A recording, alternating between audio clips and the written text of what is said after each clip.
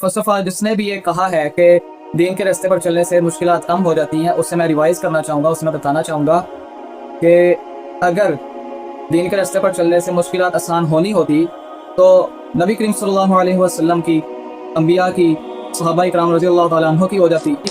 हाँ, ये है कि मुश्किलात को टैकल करना, मुश्किलात को झेलना, अल्लाह ताला पर आपका भरोसा हो जाता है, अल्लाह ताला पर आपका तवक्कुल हो जाता है। तो ये ऐसे है कि मुश्किलात कम नहीं होती, बल्कि जो बंदा अल्लाह ताला के करीब होता है उस पर तो ज़्यादा मुश्किलात आती हैं। और कुछ लोग होते हैं जो इस मामले में जो है ना वो थोड़ा नेगेटिव सोच ले जाते हैं। अब एग्जांपल, आप किसी से मोहब्बत करते हैं या आपका कोई दोस्त है, आप कोई नया दोस्त बनाना चाहते हैं, तो आप उससे पहले टेस्ट करेंगे, आप उससे जो है वो आजमाएंगे।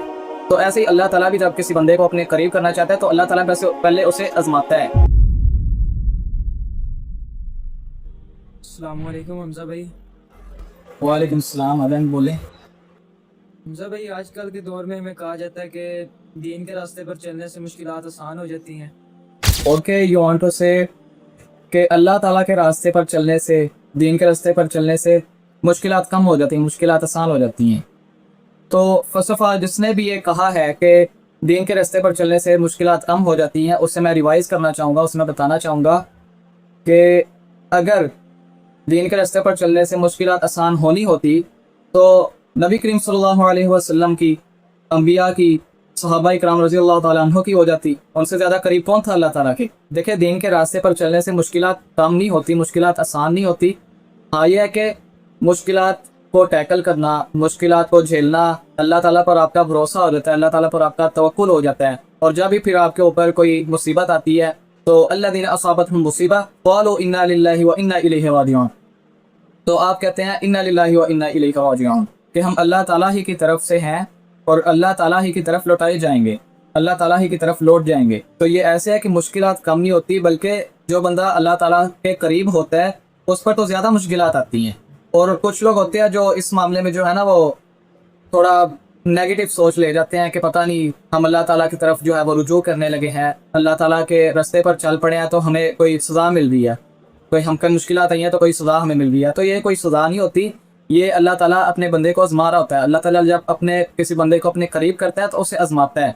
अब एग्जांपल, आप किसी से मोहब्बत करते हैं या आपका कोई दोस्त है, आप कोई नया दोस्त बनाना चाहते हैं, तो आप उसे पहले टेस्ट करेंगे, आप उससे जो है वो आजमाएंगे।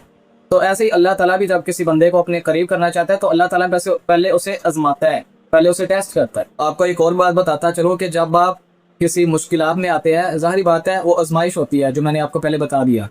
तो इसमें, इस सूरत हाल में आपको करना ये है कि 3 काम ज़रूरी करने हैं, आपने ज़रूर करने हैं। और वो क्या है? वस्ताइनु बिस्सब्रि वस्सलाह। पहले 2 तो ये हैं, वस्ताइनु बिस्सब्रि वस्सलाह, कि नमाज, जब भी तुम पर कोई मुश्किल आए, मुश्किलात आए, तो नमाज और सब्र से मदद लो, यानी सब्र करो और नमाज पढ़ो। तो इसलिए फर्स्ट ये है कि आपने नमाज नहीं छोड़नी, सेकंड आपने सब्र करना है, किसी भी हालत में है, जो भी कुछ हो रहा है आपने पास सब्र करना है, जल्दबाजी नहीं करनी, क्योंकि जल्दबाजी का काम है शैतान का काम है। हमारा दीन हमें सिखाता है सब्र करना। तीसरा, आपने अल्लाह ताला का शुक्र अदा करना है, ना शुक्री कभी भी ना करना। तो इसलिए मुश्किलात आसान नहीं होती, मुश्किलात बल्कि जब अल्लाह ताला किसी अपने बंदे को अपने करीब करना चाहता है ना, तो उसकी मुश्किलात जो है वो बढ़ जाती हैं, उसकी ज़िंदगी जो है वो तंग हो जाती है एक तरह, क्योंकि अल्लाह ताला उस बंदे को आजमाना चाह रहे होते हैं। अब हज़रत इब्राहीम अलैहिस्सलाम है, अल्लाह ताला ने उनको कितना टेस्ट किया और उसके बाद उनके लिए कितने रिवार्ड्स हैं। ऐसे ही नबी करीम सल्लल्लाहु अलैहि वसल्लम भी हैं।